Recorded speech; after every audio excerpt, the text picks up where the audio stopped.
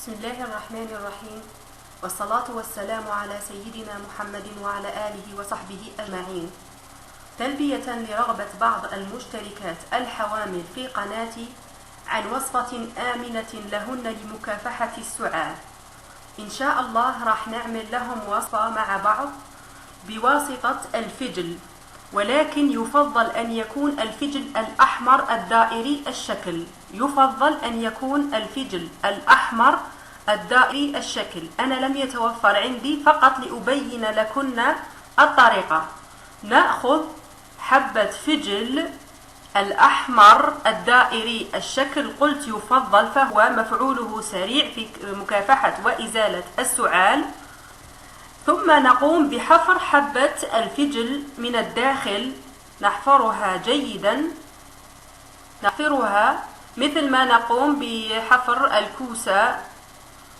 ثم نأخذ سكر الرطب، نأخذ السكر الرطب حسب حجم حبة الفجل اللي قمت بحفرها، ونملأ بداخلها بالسكر الناعم الذي يستخدم للحلويات، السكر الناعم أو السكر الرطب. نملأها جيدا بالسكر الناعم، ثم نغلقها ونضعها في الثلاجة لمدة ليلة كاملة أو ليلتين.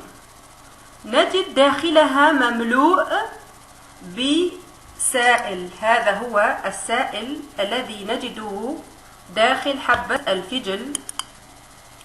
يكون مثل يكون ثقيل، هذا هو عصارة الفجل مع السكر تتحصل عليه. ثم تقوم المرأة الحامل أو الأطفال الصغار بأخذ 3 ملاعق من هذا المستخلص، تأخذه 3 مرات في اليوم، مرة صباحا إذا كانت قادرة على أخذه على الريق يمكنها، إذا كانت لا تقدر يمكنها بعد الأكل أن تأخذ ملعقة كبيرة، ثم ملعقة بعد الغداء، ثم ملعقة كبيرة عند النوم، وتكرر العملية هذه إلى أن يتم الشفاء نهائيا.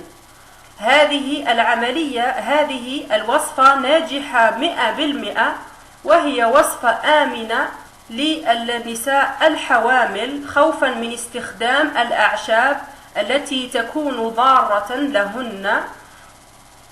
أتمنى أن تكون الوصفة مفهومة وتطبقها النساء اللواتي الحوامل التي طلبن مني الوصفة هذه، وكذلك اللواتي طلبن مني وصفة لإزالة ومكافحة السعال وتكون بدون عسل، نظرا لغلاء سعره أو نظرا لأنه مغشوش. هذه الوصفة تناسبهم جيدا، إن شاء الله تجربوها ردوا علي. وأخيرا أتمنى الاشتراك في القناة لدعمي على إعطاء كل ما هو مفيد وجديد. أترككم في رعاية الله وحفظه، والسلام عليكم ورحمة الله تعالى وبركاته.